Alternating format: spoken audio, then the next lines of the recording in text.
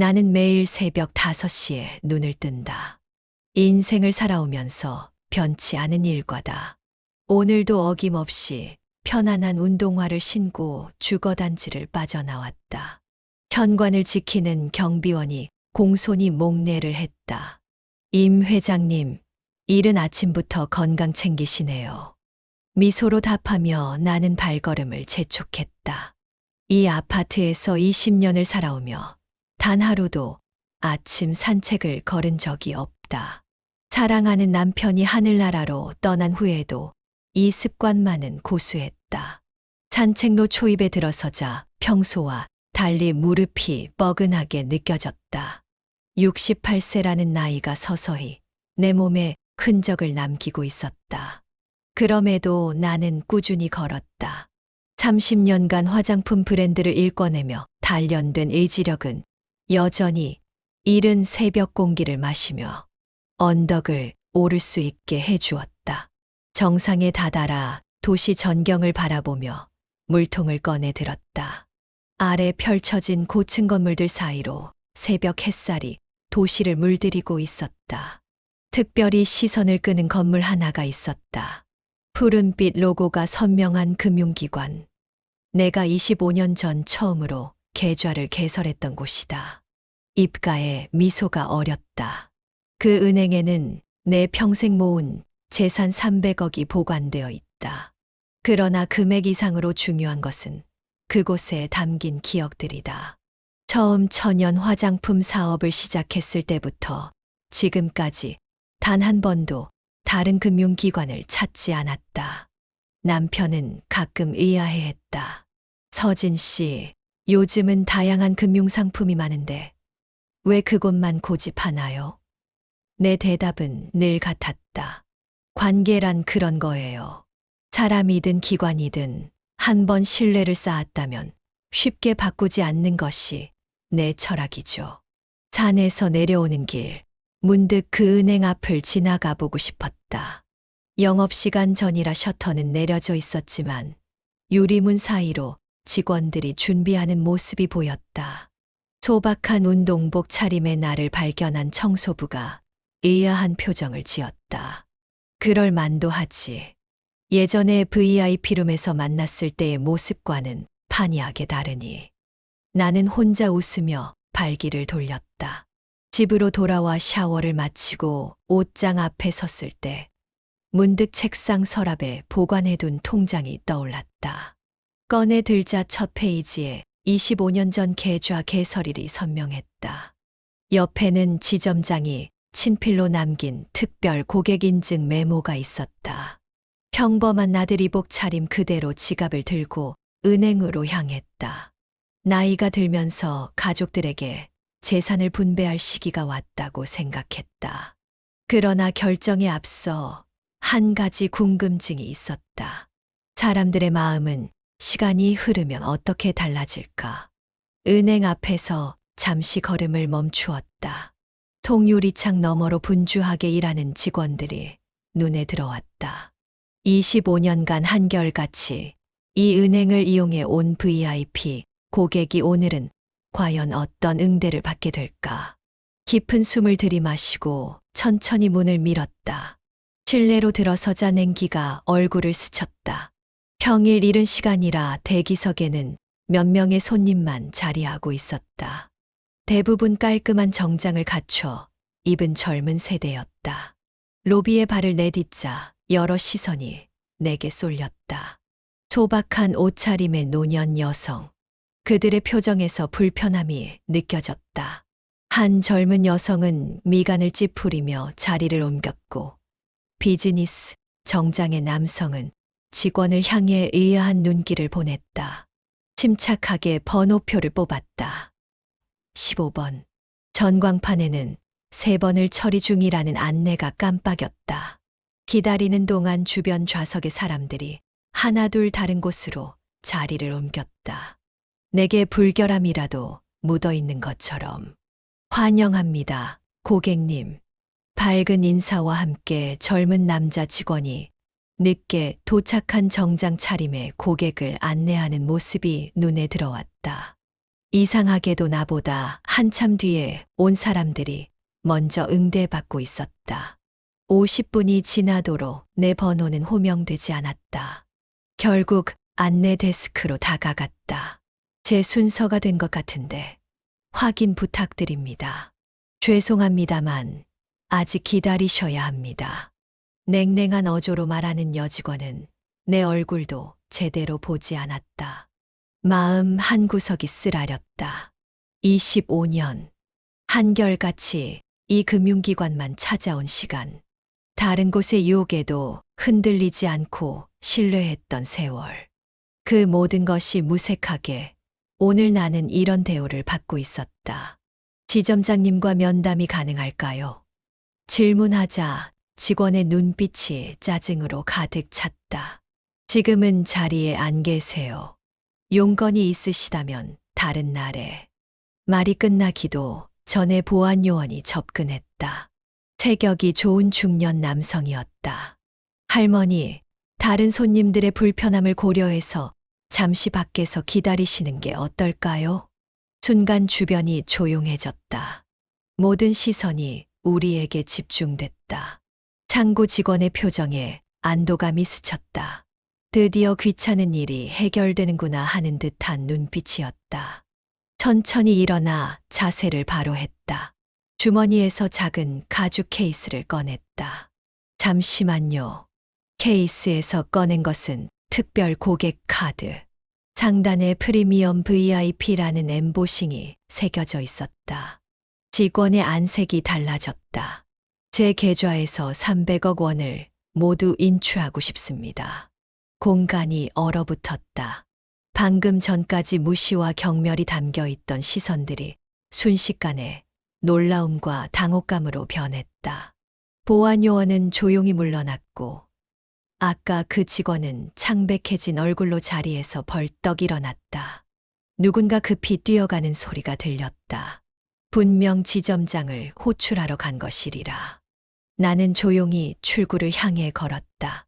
뒤에서 혼란스러운 목소리가 들려왔지만 더는 돌아보지 않았다. 이제 내 차례였다.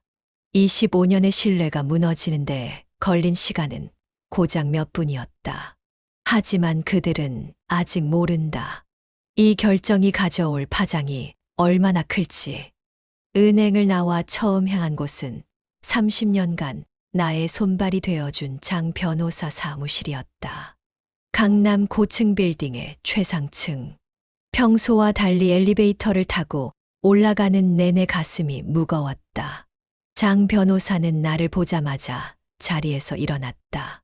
그는 내 표정을 살피더니 곧바로 무언가 심상치 않음을 직감한 듯했다. 오늘은 평소와 다른 일로 왔어요. 차분히 자리에 앉아 방금 있었던 일을 이야기했다. 내가 말을 마치자 장 변호사의 표정이 굳어졌다.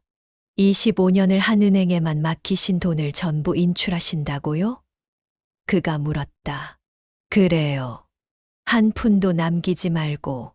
장 변호사는 잠시 침묵했다. 그도 알고 있었다. 내가 얼마나 한 은행만을 고집했는지. 심지어 다른 금융기관들에서 더 높은 이유를 제안하며 여러 번 접근해 왔지만 그때마다 거절했던 일들도 진행하겠습니다. 하지만 이걸로 끝이 아닐 겁니다. 은행에서 필사적으로 만류할 텐데요. 나는 쓴웃음을 지었다. 그럴 시간은 주지 않을 생각이에요. 장 변호사는 즉시 서류 작업을 시작했다. 예금 인출 신청서, 계좌 해지 요청서. 종이 한 장 한 장이 쌓여갈 때마다 25년의 세월이 무너지는 소리가 들리는 것만 같았다. 그날 오후 은행에는 폭탄과도 같은 팩스가 도착했다. 미명진 고객 전체 계좌 해지 및 예금 인출 요청. 직원들 사이에 동요가 일었다. 오전에 있었던 일을 모르는 이들은 영문을 몰랐다. 하지만 나를 무시했던 직원들의 얼굴은 창백해져 있었다. 지점장실에서 다급한 목소리가 새어나왔다. 본사에 보고는 했나요? 네, 방금 올렸습니다. 본부장님께서 곧 직접 내려오신다고 합니다. 임 회장님 자택으로는 연락해 봤나요? 전화를 받지 않으십니다. 시간이 갈수록 은행 내 분위기는 무거워졌다. VIP 담당 매니저가 내 자택으로 달려갔지만 이미 비워둔 상태였다.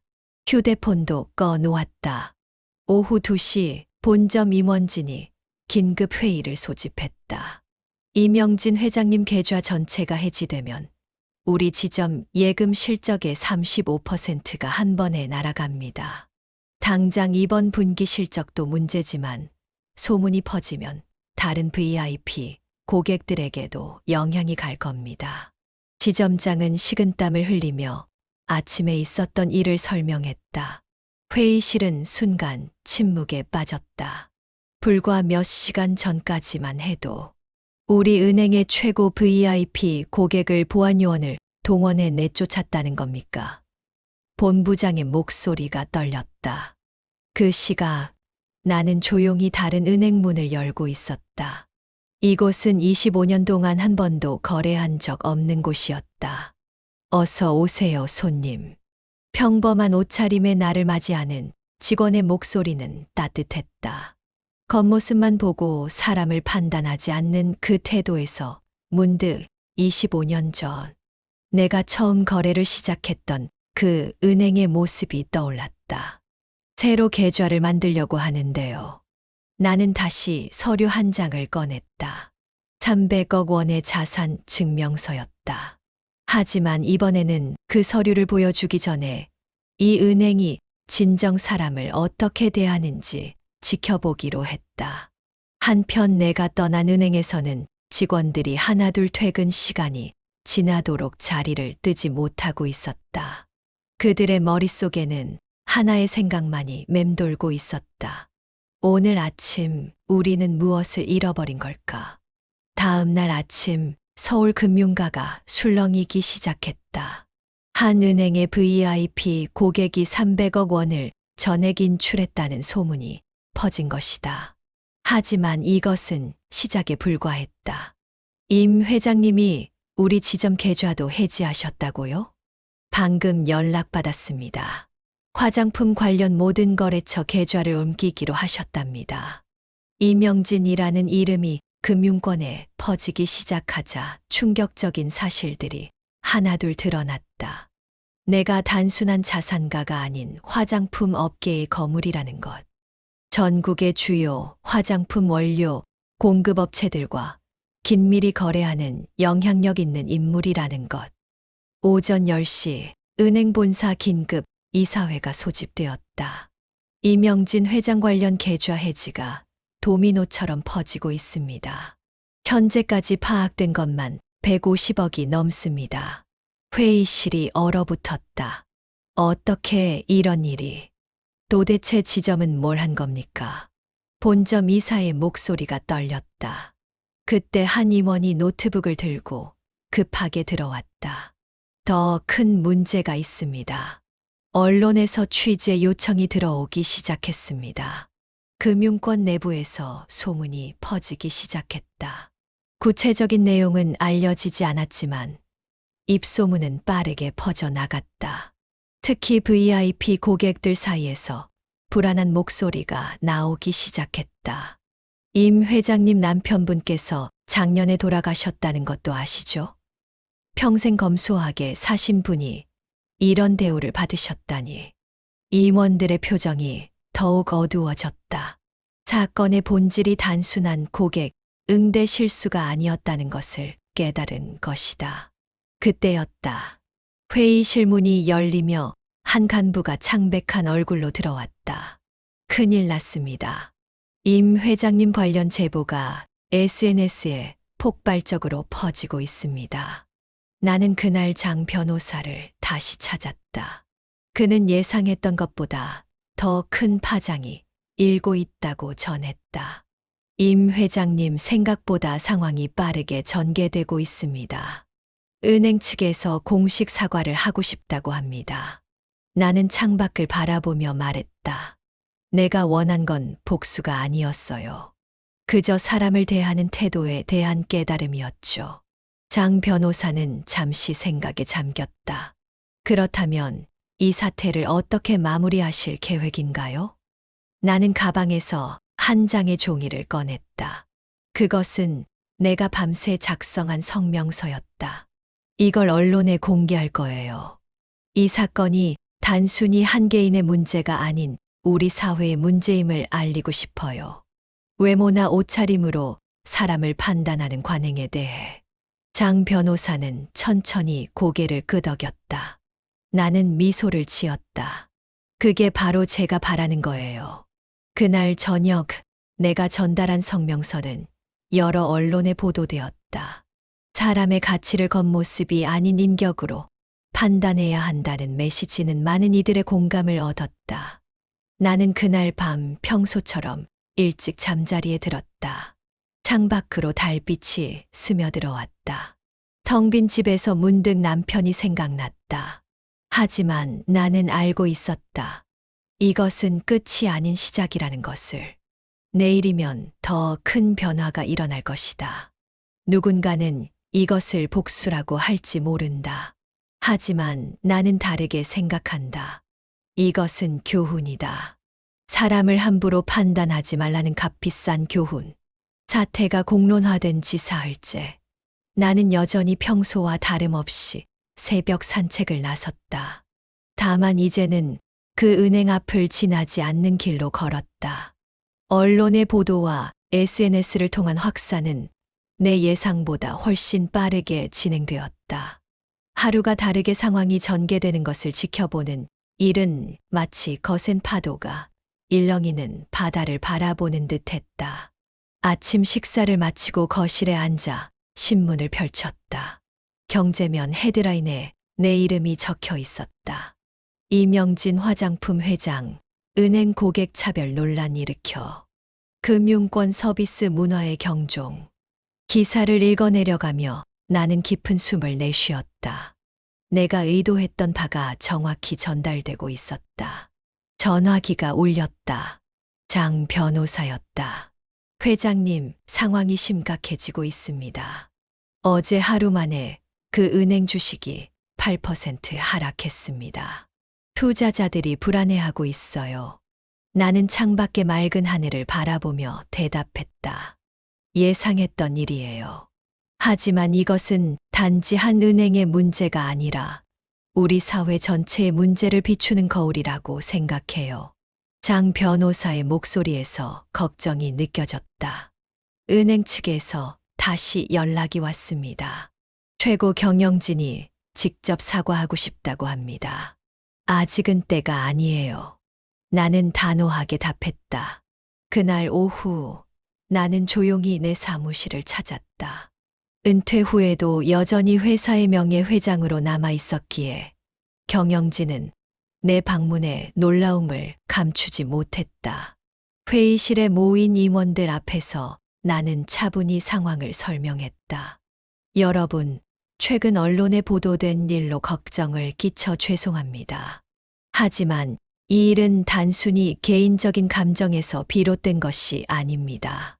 우리 회사가 30년 동안 지켜온 가치, 즉 겉모습이 아닌 내면의 아름다움이라는 철학을 사회에 다시 한번 상기시키는 계기가 되길 바랍니다.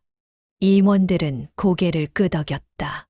우리 화장품 브랜드는 항상 천연 원료와 내면의 건강함을 강조해왔다. 단순한 외적 아름다움이 아닌 진정한 가치에 중점을 둔 철학이 우리의 성공 비결이었다. 사무실을 나오는 길, 마케팅 팀장이 조심스럽게 다가왔다.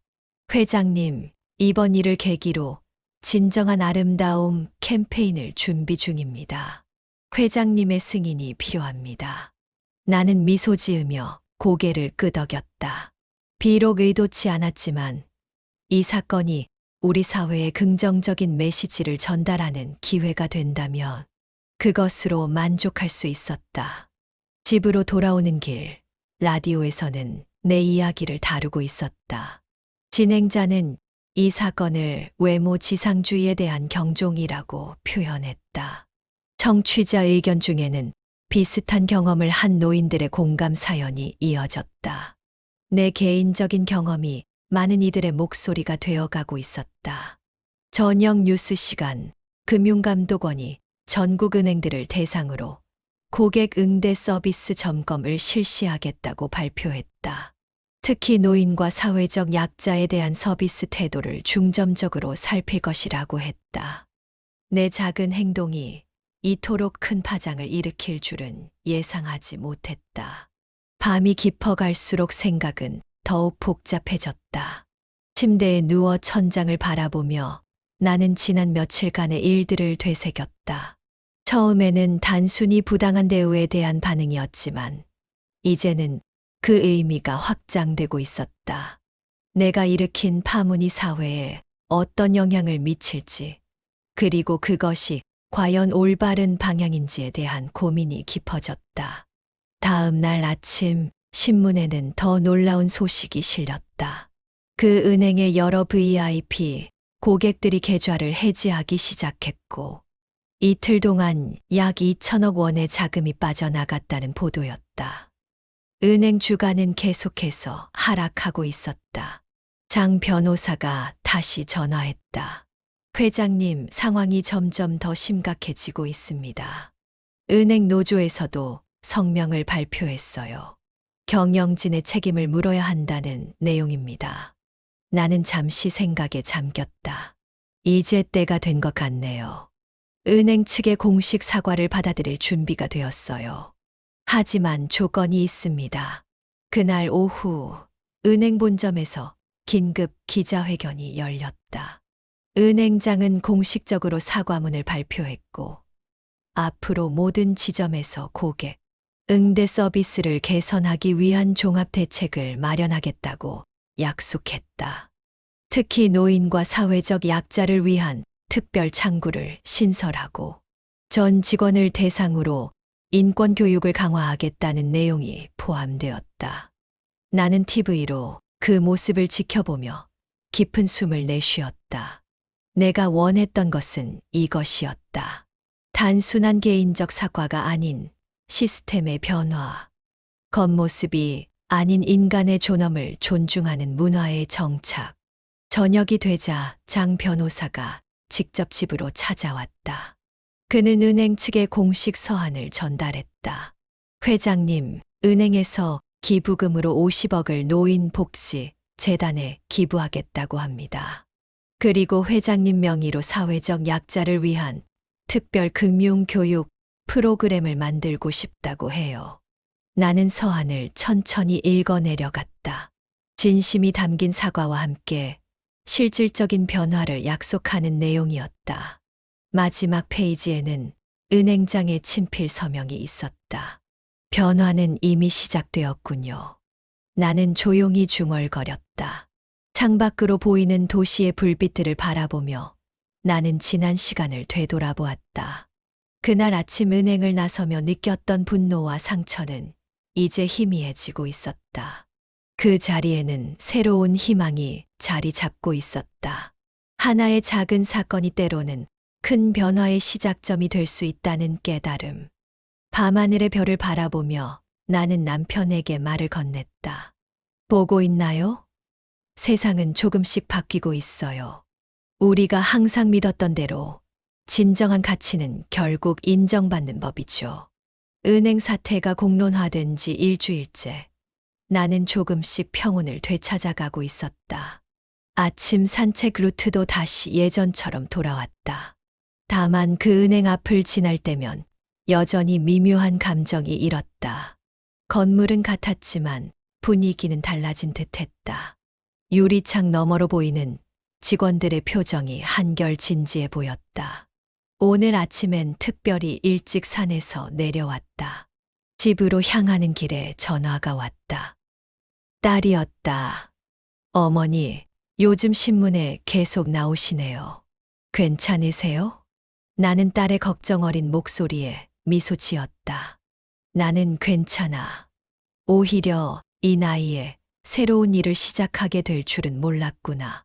전화를 끊고 집에 도착하자 거실 테이블 위에 여러 봉투가 놓여 있었다. 가정부가 아침에 받아놓은 우편물이었다. 그 중에는 낯선 이들로부터 온 편지도 여럿 있었다. 한 장 한 장 읽어 내려가며 가슴이 뭉클해졌다. 비슷한 경험을 한 노인들의 공감 어린 이야기와 젊은이들의 응원 메시지가 담겨 있었다. 한 편지는 특히 눈길을 끌었다.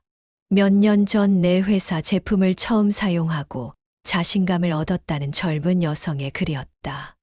그녀는 자신도 최근 외모로 판단받은 경험이 있었고, 내 이야기를 통해 용기를 얻었다고 했다. 점심을 마치고 거실에 앉아 있는데 장 변호사가 방문했다.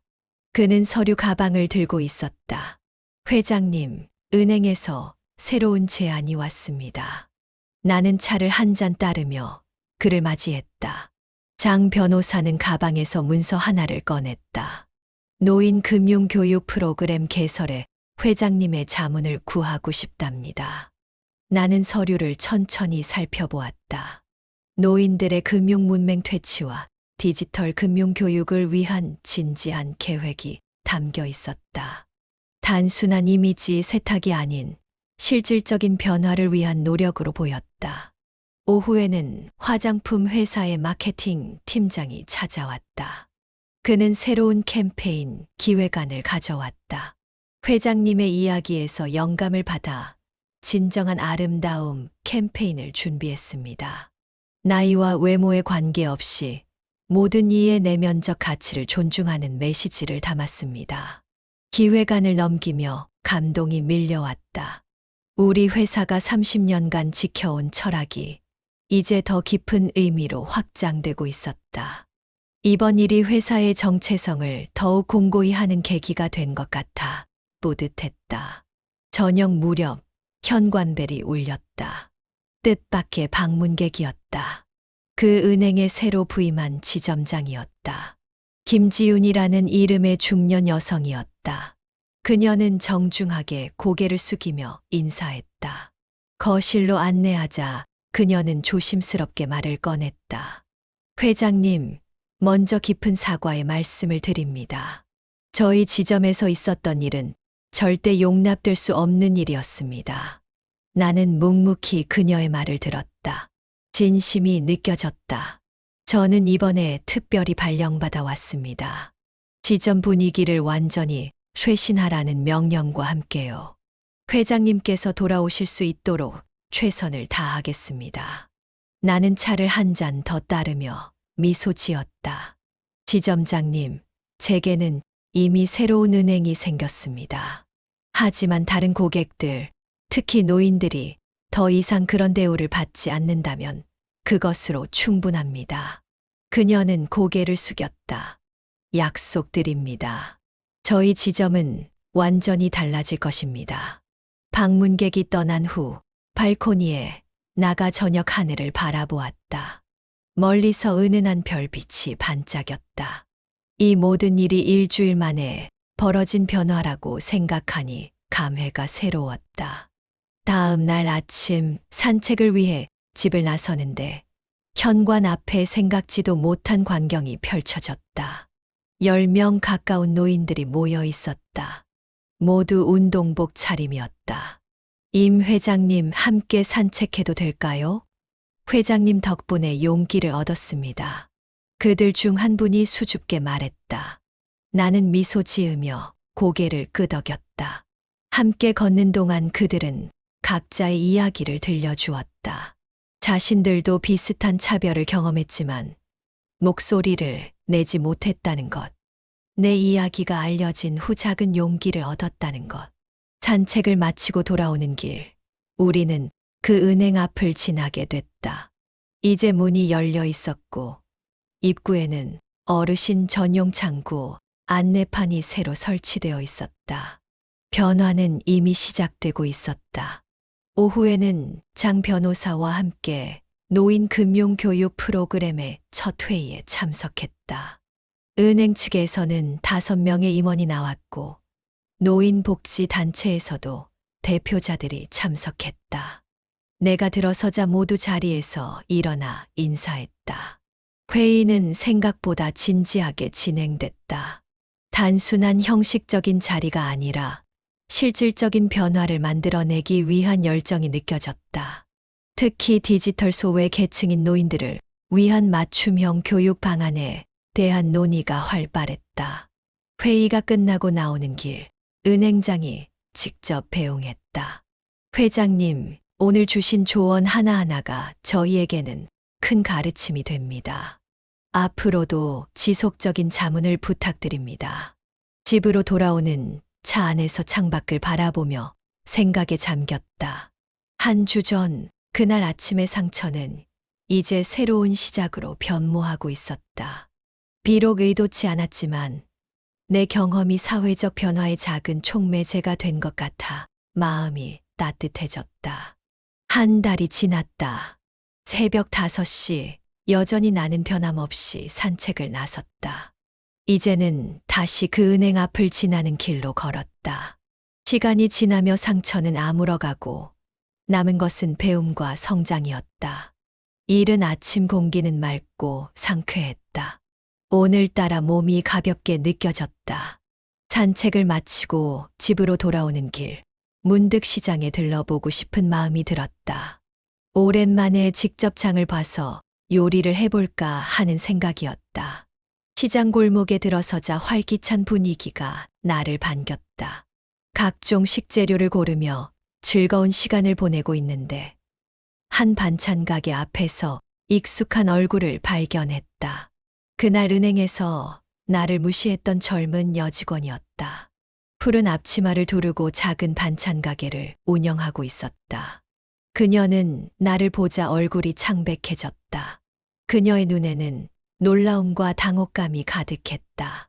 나는 그녀의 가게 앞에 잠시 멈춰섰다. 앞치마에는 어머니의 정성 반찬이라고 적혀 있었다. 주변에는 연세 드신 손님들이 반찬을 고르고 있었고, 그녀는 친절하게 하나하나 설명하고 있었다. 은행은 그만두셨나 봐요. 그녀는 고개를 숙이며 말했다. 네. 그날 이후로 많은 것을 깨달았습니다. 지금은 어르신들을 위한 건강한 반찬을 만들고 있어요. 그녀의 표정에서 진심이 느껴졌다. 눈가에 맺힌 눈물이 그것을 증명했다. 매일 이곳에 오시는 어르신들을 대하면서 그날의 제 모습이 얼마나 부끄러웠는지 깨달았습니다. 나는 묵묵히 그녀의 반찬들을 둘러보았다. 정성스럽게 만든 밑반찬들, 노인들의 입맛에 맞춘 간, 그리고 큼직하게 써진 적정한 가격표. 이렇게 저렴하게 파시면 수익이 있을까요? 어르신들의 용돈으로 드시는 거라 이익은 적지만 마음은 풍성해집니다. 그제서야 나는 미소 지었다. 이제 정말 사람을 보는 눈이 생기셨네요. 집으로 돌아오는 길, 마음속에 따뜻함이 번졌다. 그 직원이 진정한 변화를 이루어낸 모습이 인상적이었다. 며칠 후 나는 조용히 그 반찬 가게로 향했다.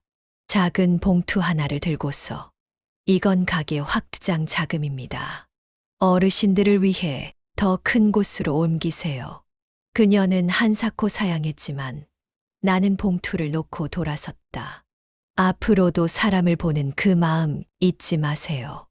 이후 나는 노인 금융교육 프로그램에 적극적으로 참여하기 시작했다. 일주일에 2번 여러 지역 노인센터를 방문해 디지털 금융교육을 도왔다. 처음에는 낯설어 하던 어르신들도 차츰 스마트폰 뱅킹과 친해져 갔다. 그들의 눈에서 반짝이는 호기심과 자신감을 볼 때마다 큰 보람을 느꼈다. 한편 내가 새로 거래를 시작한 은행과 우리 회사는 실버 금융 서비스라는 새로운 프로젝트를 공동으로 진행하기로 했다. 노인들을 위한 특화된 금융상품과 서비스를 개발하는 프로젝트였다. 장 변호사는 이것이 금융계의 새로운 패러다임을 제시할 것이라며 기대감을 표했다. 어느 날 아침 출근길에 휴대폰이 울렸다. 언론사에서 인터뷰 요청이 왔다고 비서가 전했다.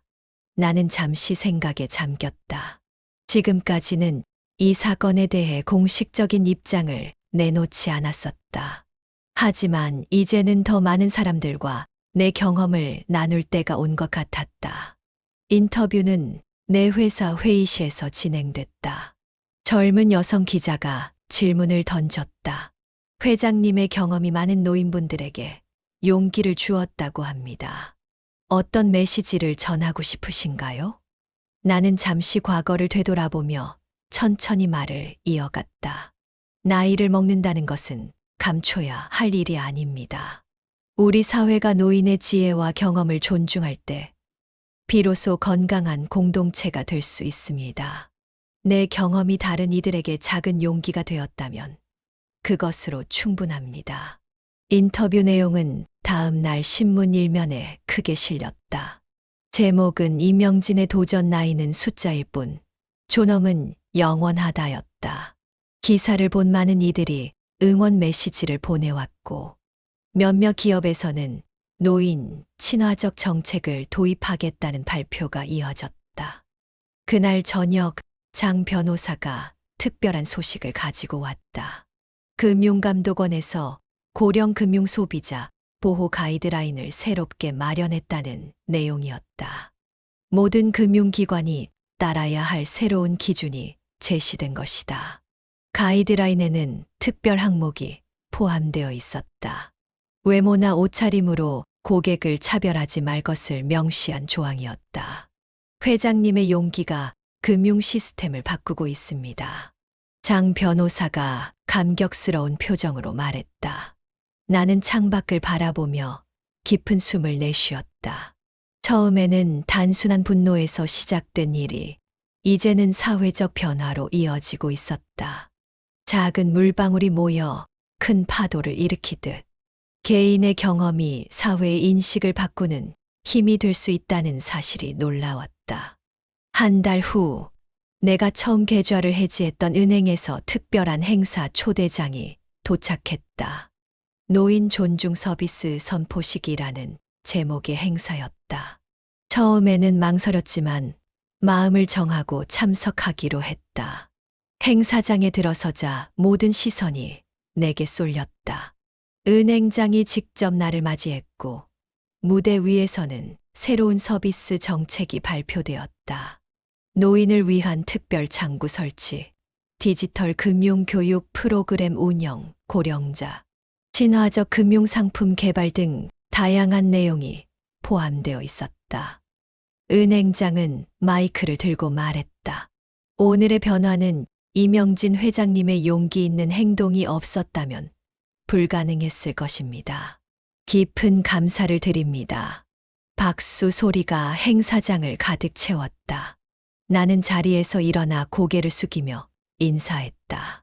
그 순간 마음속에서 마지막 앙금마저 사라지는 느낌이 들었다. 집으로 돌아오는 길, 저녁 노을이 아름답게 물들고 있었다. 이제 나는 매일 아침 산책을 나설 때마다 그 은행 앞을 당당히 지나간다. 때로는 직원들과 눈인사를 나누기도 한다. 과거의 상처가 아닌 미래의 희망을 바라보며 걷는다. 나이 들매 지혜는 이런 것일지도 모른다. 분노를 넘어 변화를 이끌어내는 힘, 그리고 용서를 통해 더 넓은 세상을 품는 마음.